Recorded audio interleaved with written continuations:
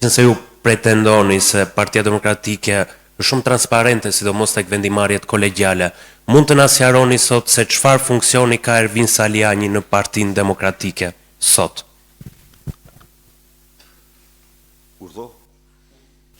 Çfarë funksioni ka sot Ervin Saliani? Mendja tek Saliani ty jam. Po ne këtu jemi për enciklopedinë e krimit që s'është paraqit kur. Po çka lidhe Saliani me këtë? Saliani ishte i burgosur politik kur u zhvilluan zgjedhjet. Çfarë do thotë kjo? Po sot çfarë është? Urdhë? Sot çfarë është Ervin Saliani në Partinë Demokratike? Sot është një njeri që ka kaluar linjat e kuqe. E kam thënë. Do më thosh ti, jo se të vizat e unë, se nuk kam thënë para, i kam thënë kur i ka kaluar linjat e kuqe. Dhe ne kemi sa linjat e kuqe. Ka që gjithë puna. Pra është përjashtuar nga partia, zoti Saliani? Urdhroni? Ka vendim të shkruar për përjashtim nga partia? Jo, nuk ka një vendim, po ka vetë përjashtuar vetëm, kaq. Në statut nuk ka vetë përjashtim. Urdhro, sa herë të pyesti këtë përgjigje do merrni. Po kalove linjat e kuqe, i kalon.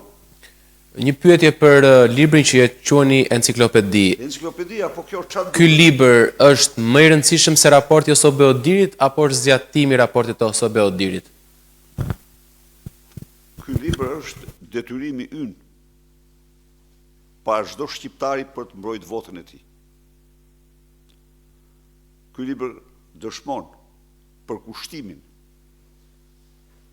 e demokratëve, komisionerëve, drejtuesve, të degëve, drejtuesve të grup seksioneve, për të mbrojtur votën, për të mbrojtur sipas ligjit votën e qytetarëve shqiptar. Dëshmon për kushtimin dhe angazhimin ton. Ne u kemi thënë shqiptarëve do mbrojmë votën. Natyrisht,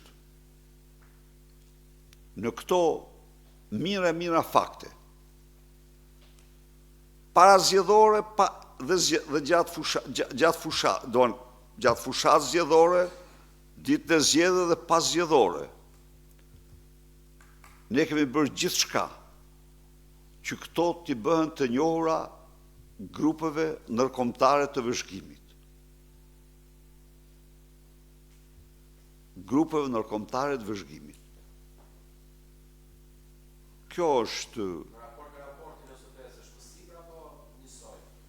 Raporti OSB-s, siç e shef, ky është në 1500 faqe. Raporti OSB-s nuk mund të jetë kurrë i tillë, por ajo që mund të them,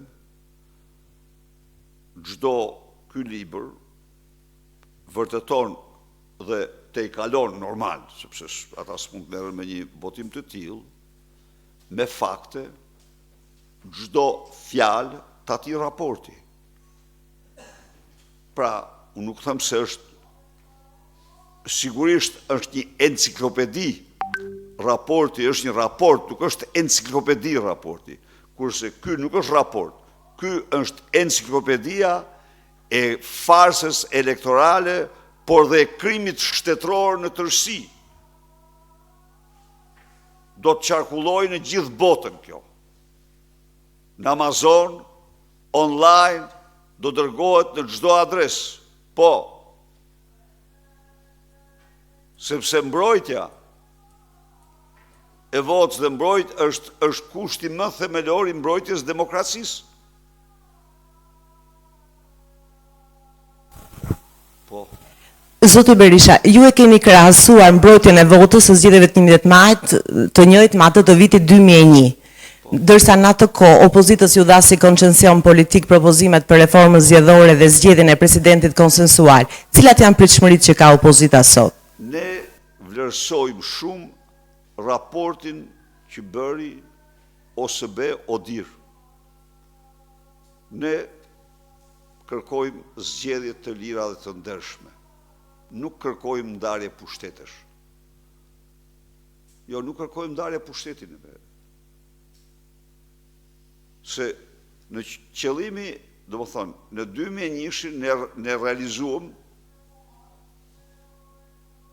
mbrojtjen e votës.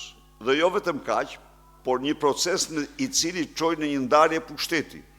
Ne nuk kërkojmë ndarje pushteti sot. Në dallim nga 2001, sot, pas 24 vitesh, Partia Demokratike nuk kërkon ndarje pushteti. Kërkon zgjedhje të lira, kërkon qeveri teknike dhe këtu qëndrojmë ne. Dhe nuk ka njeri që mund të mbrojë këto zgjedhje. Ju e pa ç'të ndodhi. U bë një deklarat që u përmbys të nesërmet pas nesërmet 2 herë.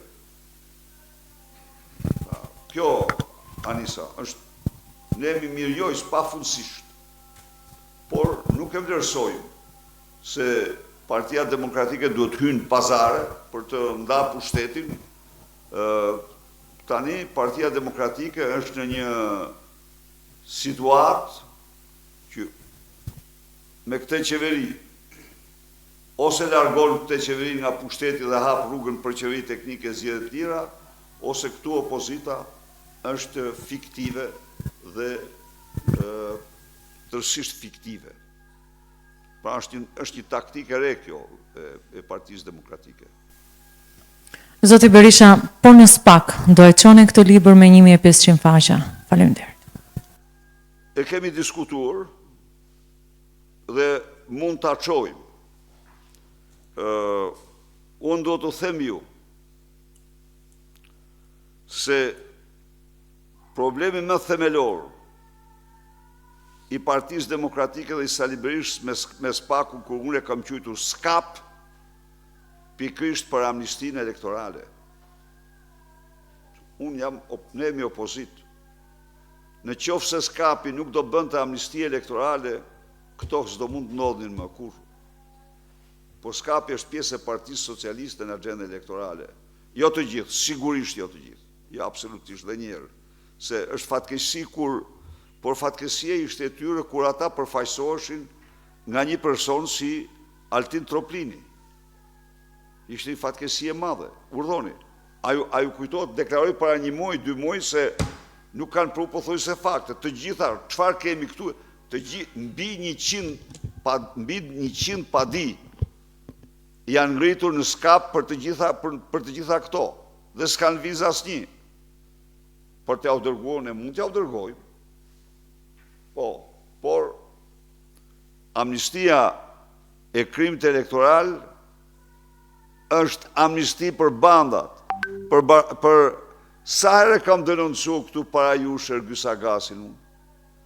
Takimet e tij tek një lokal sofra e kuajve, apo si quhet ajo, kodra e kuajve tek Shkami Kavajs, ku takoi Gys Agasi, Elvis Doçi, Suel Çela. Rregullisht. Dhe bashkëndonin krimet elektorale të dy. Dhe kur unë i denoncova, e ndruan lokalin dhe shkonin takosh tek shtëpia e Gjushit. Pra,